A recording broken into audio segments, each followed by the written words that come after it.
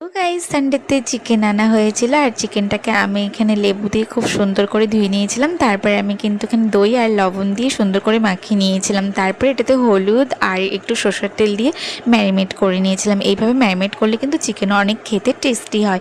তারপরে আমি আলুগুলো ভেজে নিয়েছিলাম সুন্দর করে লাল লাল করে, দেখতেই পাচ্ছ। তারপরে এই যেখানে কাটা পেঁয়াজগুলো ছিল আর আমি পেঁয়াজগুলোকেও লাল লাল করে ভেজে নিয়েছি। আর তারপরে আমি এতে দিয়ে দিয়েছি সব মশলাগুলো, মানে হচ্ছে আদা রসুন সব পেস্ট, জিরা লঙ্কার সব কিছুর পেস্ট এখানে আমি দিয়ে দিয়েছিলাম। আর আমি কিন্তু চিকেনটা এইভাবেই বানাই। আর দেখো যখন দেখবে মশলাটা কষে গিয়েছে তখন কিন্তু তোমরাও হচ্ছে ম্যারিনেট করা চিকেনটা দিয়ে দিবে। এই দেখো আমিও কিন্তু দিয়ে দিয়েছি। তারপরে কিন্তু এটাকে ভালো করে নাড়াচাড়া করে নেবে আর সুন্দর করে নাড়াচাড়া করে কষিয়ে নেবে। তারপর কিন্তু এটাকে ঢেকে দেবে। এ দেখো আমিও কিন্তু ঢেকে দিয়েছিলাম। তারপরে উঠিয়ে দেখবে একাকাই তেল ছেড়ে দেবে।